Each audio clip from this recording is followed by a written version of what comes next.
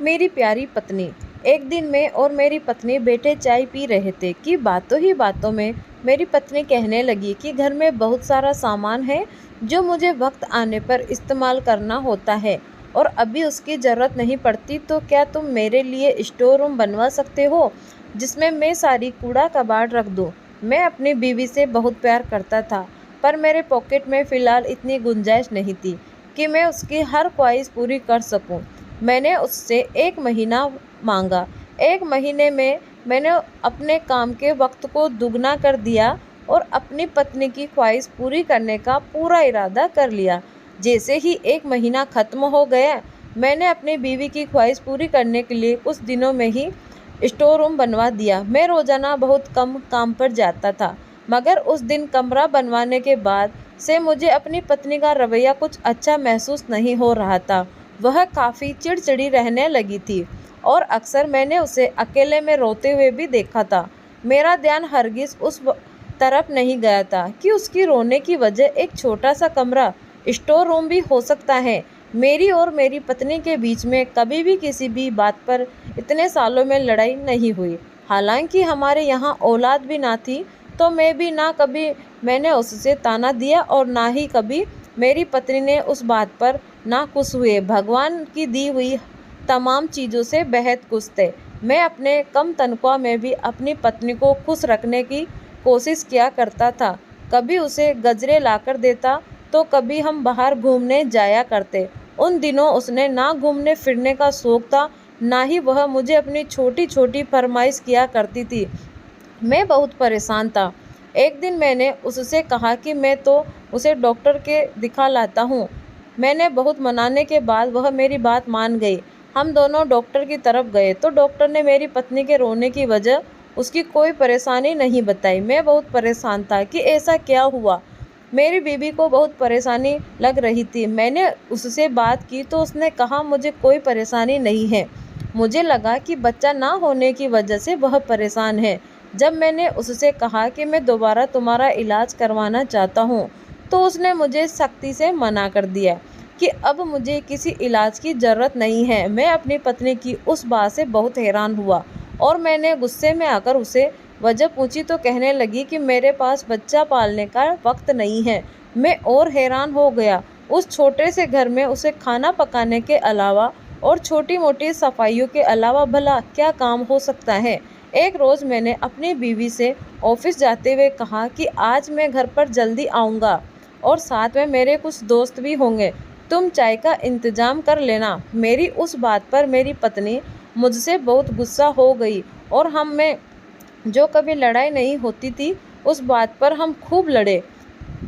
यह पहली मर्तबा नहीं था कि हमने किसी दोस्त को चाय पर बुलाया है और मेरी पत्नी ने चाय के साथ कुछ छोटा मोटा बंदोबस्त भी किया होता। लेकिन आज की इस बेरुखी रवैया पर मेरी पत्नी की उस बात पर मैं बहुत परेशान हुआ।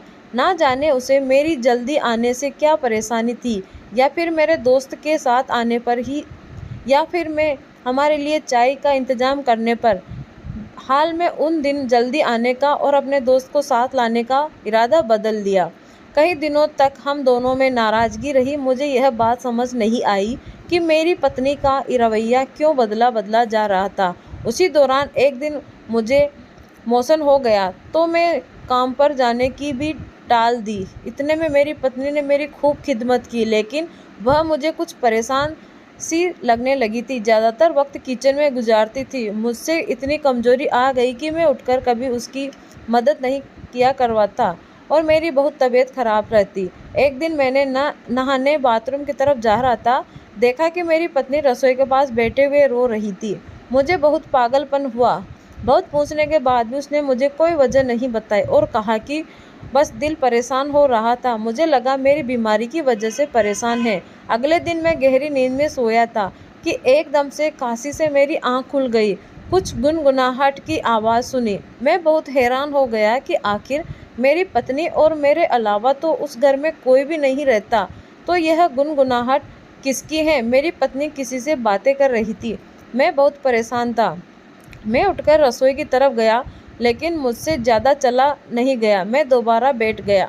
मैंने अपनी बीवी को आवाज़ लगाई, जब मैंने उससे पूछा तो उसने कहा कि ऐसा कुछ नहीं है, यह आपका वहम है। कुछ दिनों में मैंने उससे बहुत बार सुबह से किचन के बराबर स्टोर रूम वाले कमरे से बाहर निकलते हुए देखा, लेकिन मेरी पत्नी ने नहीं देखा था कि मैंने उसे देखा है। एक दिन मेरी तबीयत कुछ अच्छी थी तो मैं किचन में पानी के लिए गया था, तो मैंने अपनी पत्नी को वहाँ नहीं पाया। मैं किचन से बाहर आकर उसे ढूंढने ही लगा था कि रसोई के बराबर में बने हुए स्टोर रूम से निकली, तो मुझे देखते ही मैं घबरा गई। उसके माथे से पसीना छूट गया। मुझे लगा कि ऐसी क्या बात है। उस वक्त मुझे बहुत अजीब लग रहा था, क्योंकि मैंने जब कभी उसे किचन के बराबर में बनवाए हुए स्टोर रूम से बाहर निकलते देखा था तो मैं सोचता था कि कोई ना कोई काम से उस कमरे में जाती है, लेकिन आज उसके माथे के पसीने ने मुझे कुछ और सोचने पर मजबूर कर दिया। मैंने पूछने पर उसने बताया कि वहाँ सामान रखने गई थी। मैंने बात को यहीं ख़त्म कर दिया। मैं अपनी पत्नी से अब ज़्यादा बहस नहीं करना चाहता था, क्योंकि मेरी बीमारी में मेरी उसने खूब सेवा करके मेरा दिल जीत लिया था। कुछ दिनों बाद जब मैं ऑफिस के लिए उठा तब भी मेरी पत्नी को कमरे में नहीं पाया। मैंने सोचा कि वह किचन में मेरे लिए नाश्ते की तैयारी कर रही होगी। जब मैं किचन में गया तो वह भी वहाँ मौजूद नहीं थी। मैंने बाथरूम में और घर का कोना कोना चप्पा चप्पा कर लिया, मगर मेरी पत्नी कहीं मौजूद नहीं थी। अभी मैं घर से बाहर परेशानी की हालत में निकलने वाला ही था कि कुछ आवाज़ें मेरे कानों में सुनाई दी। मुझे वह आवाज़ समझ नहीं आई, लेकिन इतना समझ आया उसी स्टोर रूम से आ रही है। मैंने दरवाज़ा खोलना चाहा तो वह अंदर से लॉक था।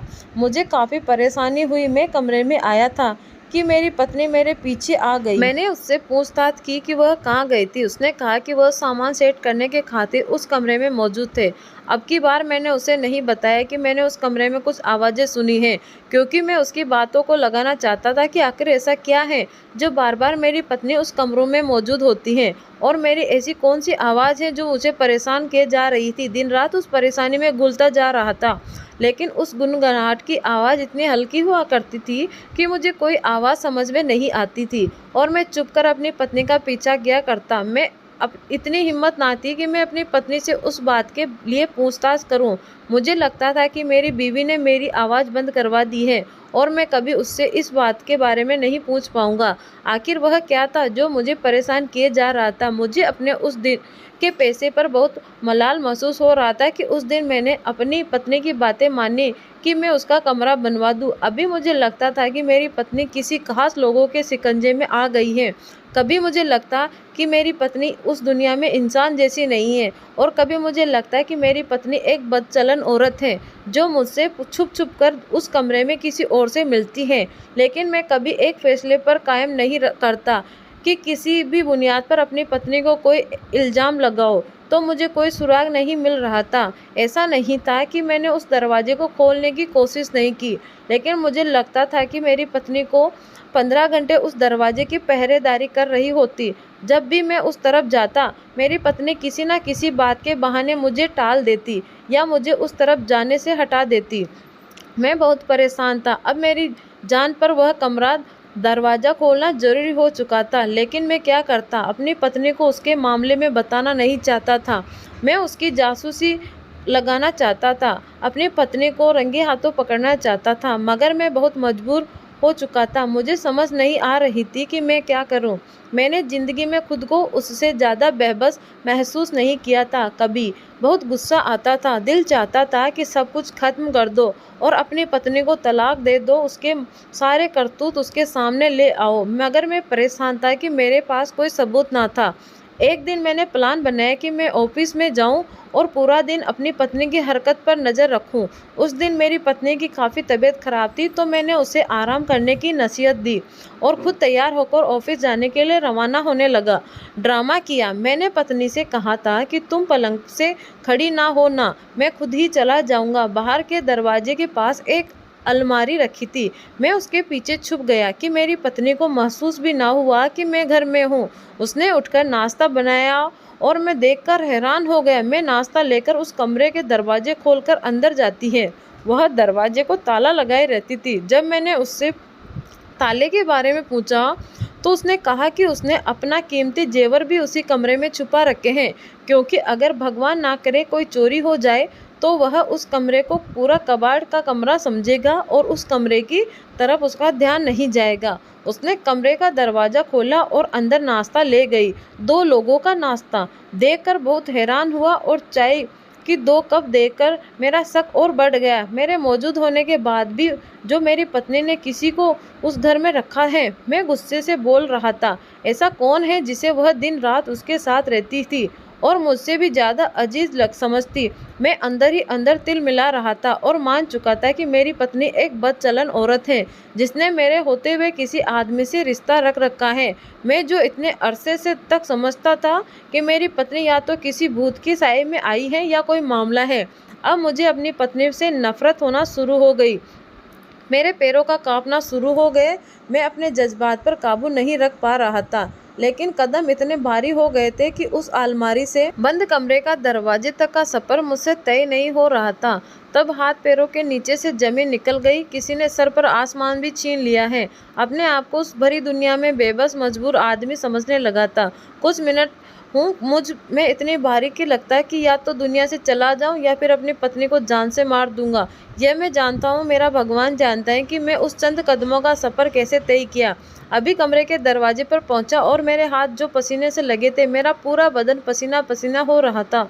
मैं दरवाज़ा खोलने के लिए अपने हाथों को उठाया था कि दोबारा से मुझे गुनगुनाहट मेरे कानों में आई। मैं अपने हवास में तार मुझे यह बातों की बूंद नाइट पहले ही समझ नहीं आती थी। तो मैंने दरवाज़ा खोलने के लिए एक जोरदार लात मारी और अपनी पत्नी को पुकारा, रिया। मगर ये क्या माजरा देखा। मैं हक्का बक्का रह गया कि अब मुझे 1 मिनट भी बर्दाश्त ना ही। अगले ही सेकंड मैंने इरादे पर बहुत ज़्यादा पक्का था। मैंने क्या देखा कि किसी के लिए नाश्ता लेकर गई, उसके हाथ में जिसके लिए निवाला है और जिसने निवाला खाने के लिए अपना मुंह खोल रखा है, वह मेरी सौतेली माँ है।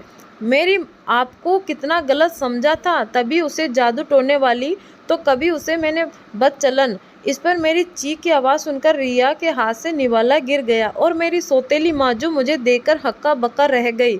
उसके पसीने छूटने लगे। मुझे लगा कि जैसे किसी ने मेरे कदमों तले जमीन गाड़ दी है।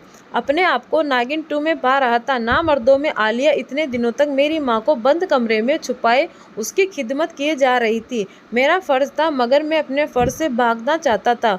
मैं अपनी सौतेली माँ को कभी भी अपनी माँ मानने पर तैयार नहीं था। मुझे शुरू से ही कबूल ना था कि मेरी माँ की मौत की वजह भी मेरी सौतेली माई है। हालांकि मैं जानता था कि ऐसा कुछ भी नहीं है, लेकिन मेरे जहन में कुछ बातें बिल्कुल भी मिट नहीं सकती और मैंने अपनी सौतेली माँ को कबूल करने पर तैयार न था। मेरी पत्नी ने कई बार मुझे दबे लफ्ज़ों में समझाया कि माँ आखिर माँ होती है, चाहे वह पालने वाली हो या पैदा करने वाली। लेकिन उस बात पर मेरे शरीर नाराज़गी मेरी पत्नी को उस बात पर इसरार ना करने पर मजबूर कर दिया कि रिया यह बात जानती थी कि मैं अपनी पत्नी से माँ से बहुत खफा हूँ और मेरी सौतेली माँ बहुत मजबूरी में रिया से मदद मांगने के लिए आई थी, क्योंकि उन्हें मेरे माँ बाप के मरने के बाद मकान मालिक ने घर से निकाल दिया था। उनके पास कोई घर रहने को नहीं। रिया मेरी माँ को माँ के समान मानती, लेकिन घर में क्लेश ना हो उस वजह से उसने यह बात छुपाए रखी। मेरी मजबूर माँ को अपने घर की जगह दी। बहुत परेशानी की हालत में रहती, क्योंकि वह दोनों जाने फंस चुकी थी। एक तरफ पति था, एक तरफ उसमें दिल में रहम थी। वह मेरी माँ को भी अपनी माँ का दर्जा देती थी। यह इतना बड़ा बन देकर मैं चुल्लू भर पानी में डूब मरो। रिया को और अपनी सौतेली माँ को अपने बिस्तर पर बैठाकर मैंने नाश्ता करवाया और तमाम गलतियों की माफ़ी मांगी। मैं इतना रोया और मेरी माँ के चुप कराने पर भी मेरी हिचकिचाहट नहीं रुक रही थी। मुझे लग रहा था कि कोई और मेरे हाथ काट देगा। ऐसा लगता मैं चोर हूँ, मैंने बहुत बड़ा गुनाह किया है। आज मुझे समझ आ गया कि इंसान का किरदार होना है, कुछ नहीं होता। कहानी को पूरा देखने के लिए धन्यवाद। चैनल को ज़रूर सब्सक्राइब करें दोस्तों।